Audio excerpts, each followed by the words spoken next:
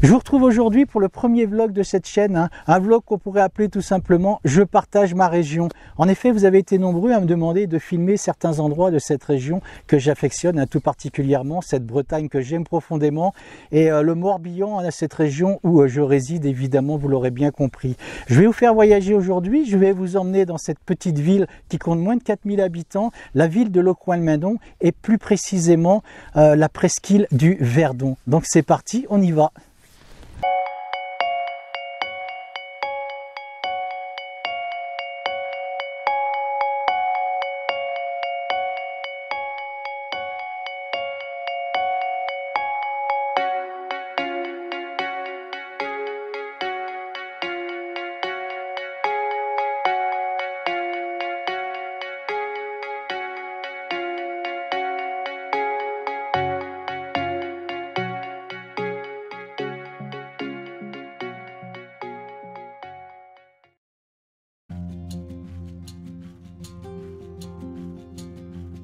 Au-dessus de Belz, la rivière d'Etel se divise en 3 branches.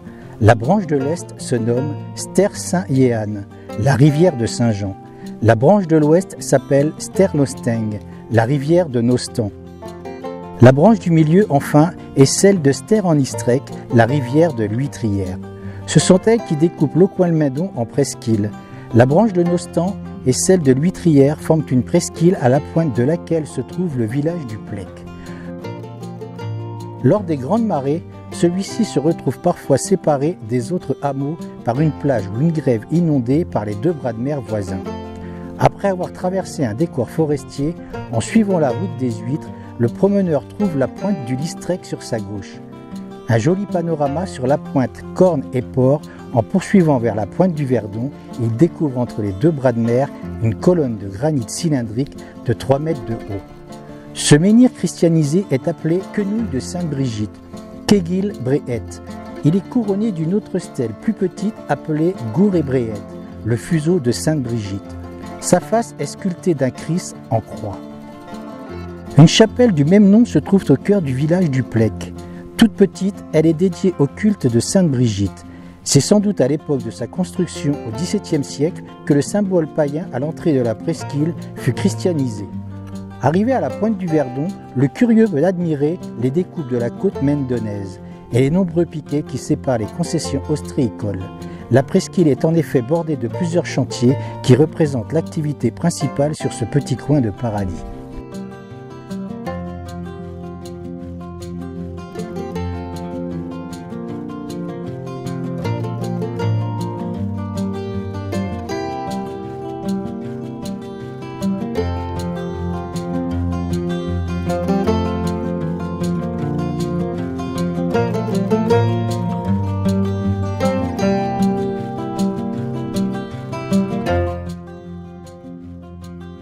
La pointe de Verdon, accessible via une route démarrant au nord du bourg, offre une belle vue sur la Ria.